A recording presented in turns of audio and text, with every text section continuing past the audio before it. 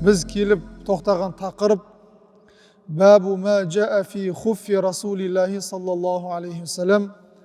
Алла елшісінің, оған Алланың салауаты мен сәлемі болсын, мәсісіне қатысты тақырыпты бүгін бастайтын боламыз. Жалпы пайғамбар саллаллаху алейхи вассалам да өзінің өмір сүрген дәуірінде мәсі кигенін біз білеміз. Оған қатысты бірнеше хадистердің келгендігін білеміз. Тіпті біздің ғалымдарымыз айтады, мәсі кию және мәсіге масих тартуға қатысты хадистердің көпшілігі, барлығы тіпті мутаватир деңгейге жеткен деп айтады. Ол деген сөз 70-80-ге тартар сахабалар пайғамбарымыздың мәсіне масих тартқандығы жайлы хадис жеткізген. Сол үшін біздің имам Ағзам Абу Ханифа мазғабында мынандай көзқарас бар. Кімде-кім мәсіге масих тартуды жоққа шығаратын болса, ол адамның күпірлікке түсіп кетуіне қауіп бар деп айтқан. Ол деген сөз ислам дінінде зәрулік болған кезде мәсіге масих тартудың дұрыс екендігін бекітуді ғалымдарымыз кітаптарында айтып кеткен. Сонда Алла елшісі саллаллаху алейхи вассаламның мәсісі болған ба деген сұрақ, оған жауап иә, пайғамбарымыздың да мәсісі болған. Екінші сұрақ қойылуы мүмкін, сонда ол жақта ыстықтарда қалайша мәсі киіледі? Енді араб жазирасында ыстық жерлерде күн ұясына батқаннан кейін, біз жақтағы қыс айлары болған кезде, ол жақта қыс ауасы болған кезде, күн ұясына кетіп, кеш қараңғы болған кезде салқындық пайда болады екен. Мына сол кезде пайғамбар саллаллаху алейхи вассалам да бұл мәсіні киіп, және оның үстіне масих тартқан. Бұл біздің фиқ кітаптарымызда кеңінен қозғалады. Алла бұйырса, оны фиқ сабағымызды жалғастырамыз. Енді біз пайғамбарымыздың мәсіне қатысты хадисті оқимыз. Алғашқы хадис Ан ибн Бурайдата ан абихи. Алғашқы хадисті Бурайда деген сахаба жеткізеді. Бұлай дейді ол кісі: Анна ан-Нажашия ахда лин-набийин саллаллаху алейхи вассалам хуффайни асвадайни сазажайни фалабисахума. Бурайда деген сахаба айтады, арасында Эфиопияның патшасы Нажаши Алла елшісі саллаллаху алейхи вассаламға қап-қара, ешқандай ойуы, ешқандай бір әдемілігі жоқ болған екі мәсіні сыйлыққа берді дейді. Алла елшісі саллаллаху алейхи вассалам сол Эфиопияның патшасынан келген әлгі екі мәсіні ала салысымен дереу сол жерде оны аяғына киді. Сумма тавадда'a, сосын барып дәрет алды. Ва масаха алейхима, сосын сол екі мәсіне пайғамбар саллаллаху алейхи вассалам масих тартты деп айтады. Міне бұл хадис. Біз білеміз, Алла елшісі саллаллаху алейхи вассалам хижреттің 6-шы жылы Меккеліктермен Худайбия келісіміне отырғаннан кейін Алла елшісі ашық хат жазып, сол замандағы елдерге, патшаларға, көрші елдерге хат жазып, ислам дінін насихаттады. Сол кезде өзінің әділдігімен, өзінің жақсылығымен танылған насрани дінін ұстанатын Эфиопияның патшасы Нажашиге де пайғамбар саллаллаху алейхи вассалам осылай хат жазып жіберген болатын, өзінің сахабалары арқылы. Міне осы кезде Нажаши пайғамбарымыз саллаллаху алейхи вассаламды ол іштей мақұл көреді, дінді іштей бұл кісі қабылдайды. Өйткені бұлардың да кітаптарында ең соңғы пайғамбардың Мұхаммед пайғамбар болатындығы жазылған, ол іштей білген. Бірақ ашық түрде ислам дінін қабылдағандығын айтпаған. Неге? Өйткені ол патша болып тұр, ол ашық түрде ислам дінін қабылдаған болса, ол қызметіне, жұмысына, басқа да нәрселерге қауіп төніп кететін болғандықтан, бұл патша іштей ислам дінін қабылдап, Алла елшісінің хатын алып келген сахаба елшіге разы болғандықтан бірнеше нәрселерді сыйлыққа беріп жібереді. Біз оны дәрістерде айтқан болатынбыз. Соның бірі мәсі беріп жібереді, үстіне киетін киім береді, бал береді, дәрігер береді, қызметкер кісі беріп жібереді, разы болғандықтан. Бүгін таңда да мынау үлкен дипломатиялық қарым-қатынастарда да үлкен кісілер бір бірімен жолығатын болса үстеріне шапан кигізіп құнды бағалы сыйлықтар беріп жатады. Ол сол замандарда да болған нәрсе екен да. Оны қабыл алу және жақсы нәрсе. Өйткені Алла елшісі тахаду тахабу, бір-бірлеріңізге сыйлық беріңіздер, араларыңыздағы махаббатты күшейтеді, арадағы бауырмалдықты ол артады деген. Сол үшін Алла елшісінің табиғатында үнемі сыйлық берілсе, ол сыйлықты қабыл алатын болған.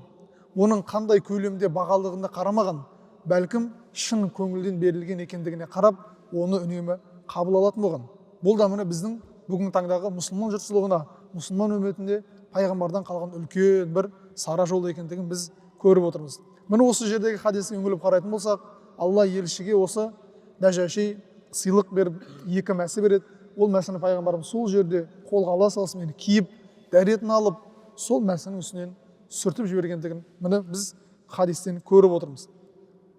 Және бір қызығы, бұл Нәжаши мен пайғамбар саллаллаху алейхи уассалам екеуі бір заманда өмір сүрсе де, бір-бірімен жолықпаған, бір-бірлерін көрмеген. Бірақ сырттай Нәжаши ислам дінін қабыл алған. Сол үшін де бұл кісінің, яғни Нәжашидің қайтыс болғандығы жайлы хабар пайғамбар саллаллаху алейхи уассаламға келген мезетте Алла елшісі дереу мешітте отырып, сырттан ғайып жаназа намазын оқыған. Яғни мәйіт алдында жоқ, бірақ ол өзінің елінде қайтыс болғандығын естіп, сол кісіге деген құрметті білдіріп, орнынан тұрып, жамағатты жинап, мешітте тұрып, жаназа намазын оқыған. Бұл әлгі Нәжашидің, Эфиопияның патшасының өте қадірлі, өте жақсы, өте әділ, өте дана, өте жақсы кісі болғандығының бір дәлелі деп ғалымдарымыз айтады. Ал енді осы жерде сұрақ туындауы мүмкін, бүгінгі таңда да арамызда басқа елде, басқа ауылда қайтыс болған кісілер үшін де біз жиналып, топталып, тура осы секілді жасай аламыз ба деген сұрақ туындауы мүмкін да. Бұны ғалымдарымыз жауап берген. Имам Ағзам Абу Ханифа мазхабы бойынша жаназа намазының атқаратын өзіндік шарттары бар. Соның біріншісі мәйіт дәл алдында тұру керек. Ал жаңағы оқиға ше, ол оқиғаны ғалымдарымыз тек пайғамбар саллаллаху алейхи уассалам бір жерде ғана осы іс-әрекет жасаған, оның өзінде Эфиопияның патшасына ол соған ғана қатысты үкім, ол барша мұсылманға қатысты емес деп біздің Абу Ханифа мазхабы осылай түсінеді. Бірақ басқа да өзге мазхабтар бар бізде. Имам Шафии мазхабы бар, мысал үшін. Имам Мәлик мазхабы бар. Ал оларда бұл хадис әлі күнге дейін амал етіледі.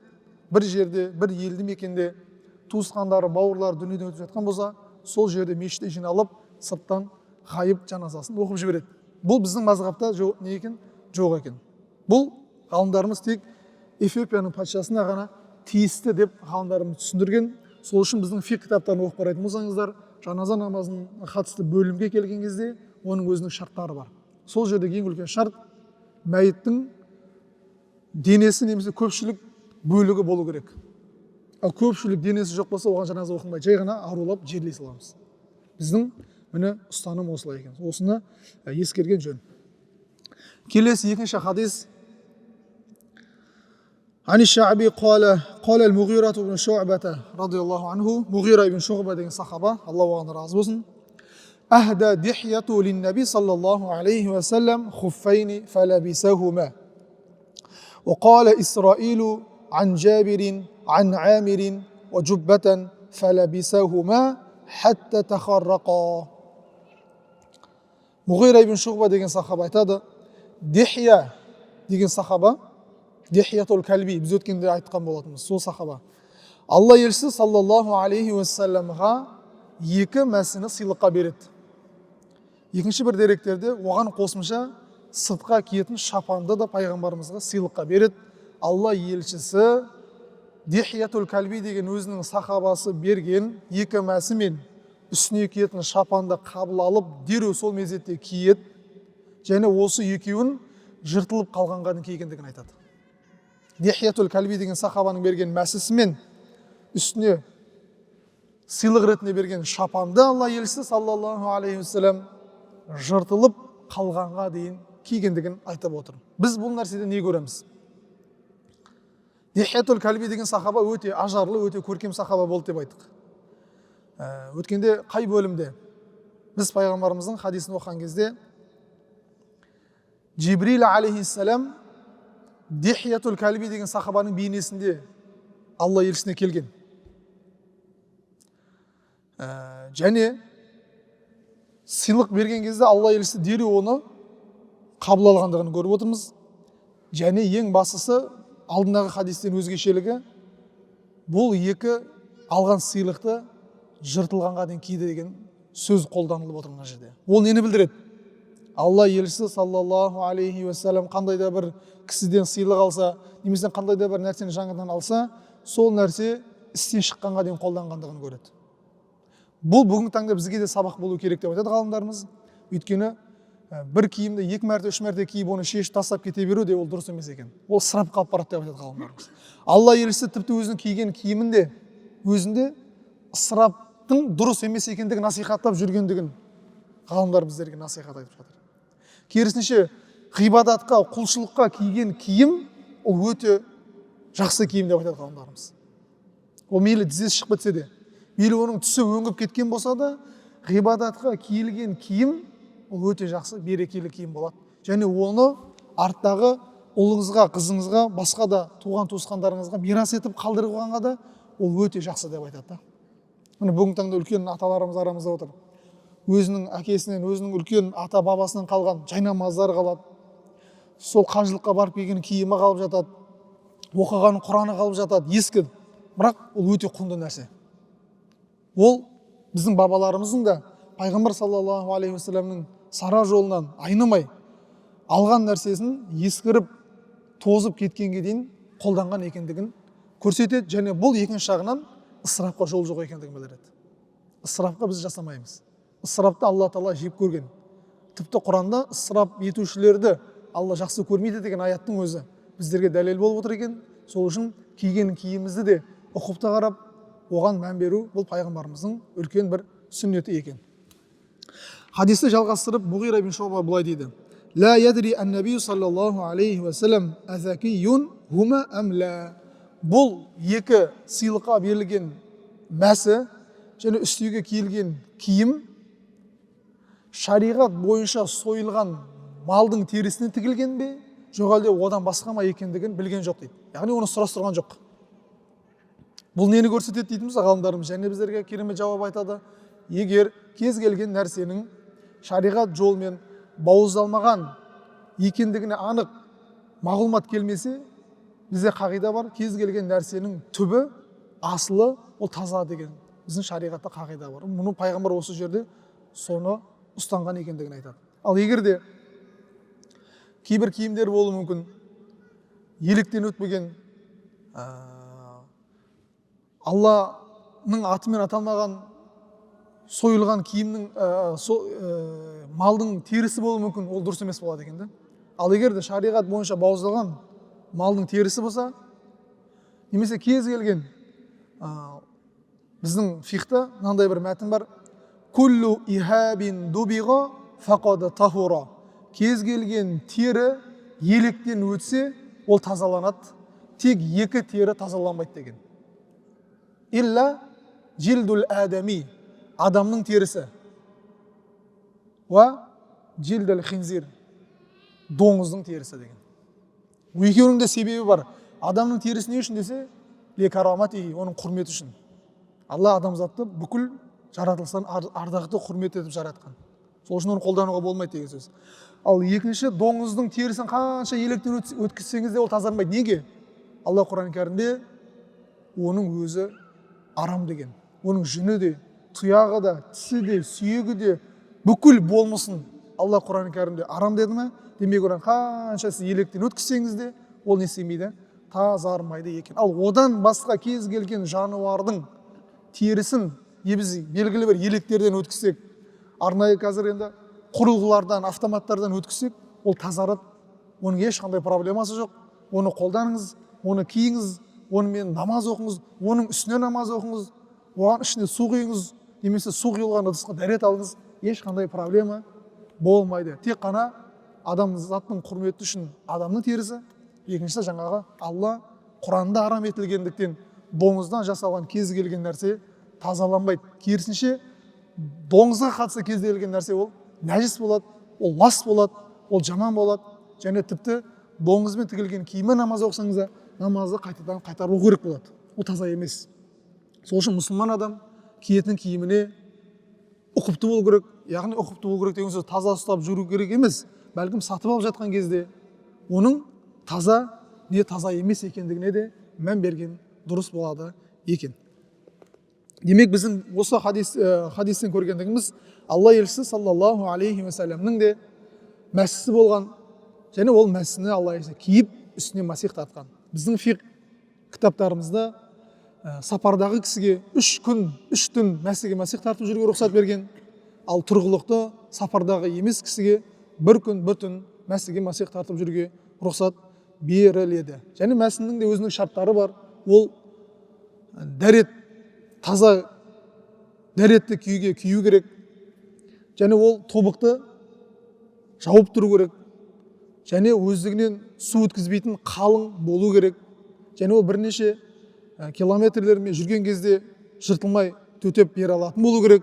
Мысалы үшін, міне осындай шарттары бар. Және 3 саусақ көлемінде сиятын тесік болмау керек, бүтін болу керек. Міне осы шарттар орындалса, ол мәсі болып есептеледі. Және оған кез келген жағдайда мейлі зәру болыңыз, мейлі аяғыңызды жылу мақсатында киіп жүрсеңіз, оған масих тарта берсеңіз, ешқандай дұрыс емес жағы жоқ екен. Бәлкім бұл ислам шариғаты берген біздерге рұқсат екен. Мәсіге қатысты 2 хадис келген екен, біз екеуін оқыдық. Уахиру дауана алхамдулиллахи раббил аламин. Не жаратқан Алла, алып жатқан білімдерімізді біздерге пайдалы ет. Алла елшісіне саллаллаху алейхи уассаламға деген махаббаты баршамыздың жүректерімізге салып, Алла елшісінің қияметте шапағатына ие болуды нәсіп еткейсің.